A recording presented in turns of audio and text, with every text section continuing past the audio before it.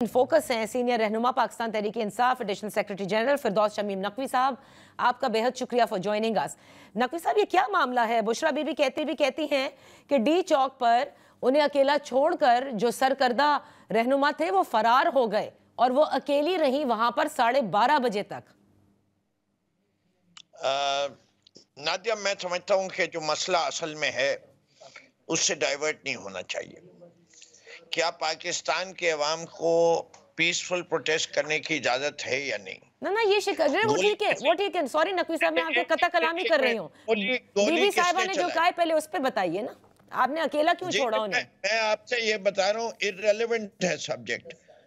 जो आप रेज कर रही हैं वो मौजूदा हालात के लिहाज से ये सब्जेक्ट आज का ये होना चाहिए कि मासूम शहरियों पे, पीसफुल शहरियों के ऊपर गोली किसने चलाई, किसने चलवाई, इसके पीछे कौन से हाथ है। बुशरा बीबी, हम में से कोई भी होता, जो अली अमीन गंडापुर साहब कह रहे हैं, ऑब्वियसली उनको अकेला तो नहीं छोड़ा गया था, वो और उमर अयूब तो साथ थे ही से हर बयानिए में।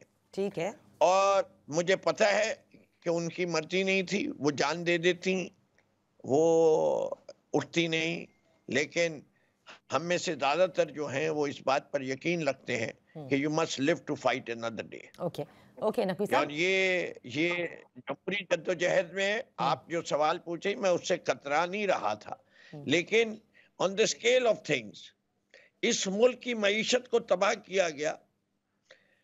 22 तारीख से मोटरवेज बंद कर दी गई, शहर बंद कर दिए गए, इंटरनेट बंद कर दिया गया।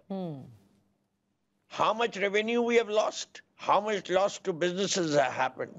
ठीक है नकवी साहब, इसका तखमीना कोई मीडिया लगाता नहीं है।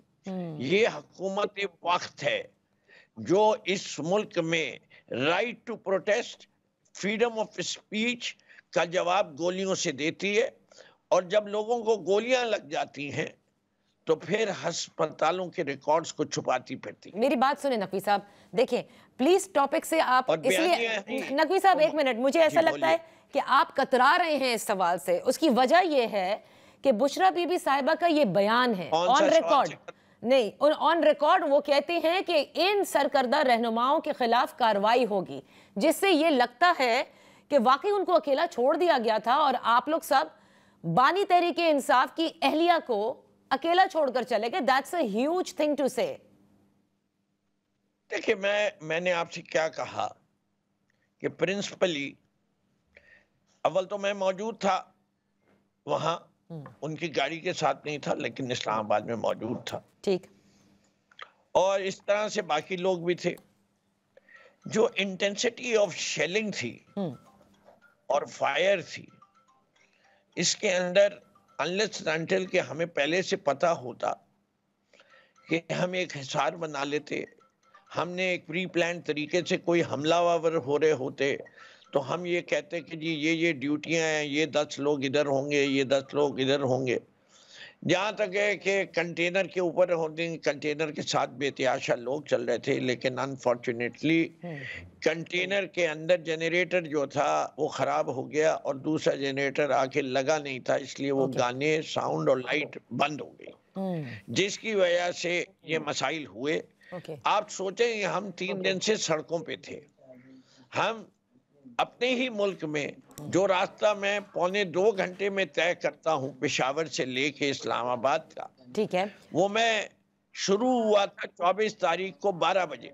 ओके, अच्छा, और पहुंचा हूँ इस्लामाबाद 25 तारीख को रात के 11 बजे, वो भी कौन से 26 नंबर पे। ठीक है, तो नकवी साहब ठीक है, ये रास्ते में, इस मुल्क में रास्ते में कितनी रुकावटें।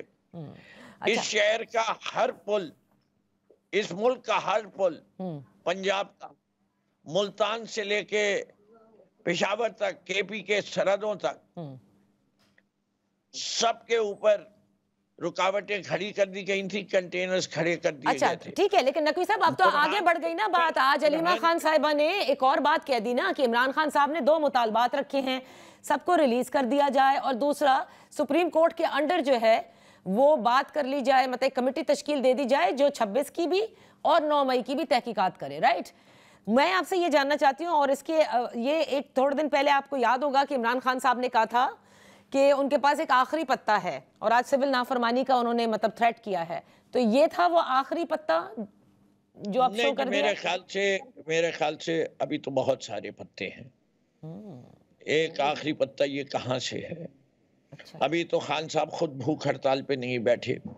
ابھی تو جو ہے دوبارہ کال دی جا سکتی ہے کہ بیٹھ جاؤ جا کے دوبارہ, چاہے وہ کے پی کے ہی خانپور ڈیم پہ جا کے بیٹھ جائیں, پھر سے یہ ملک بند کر دیں گے.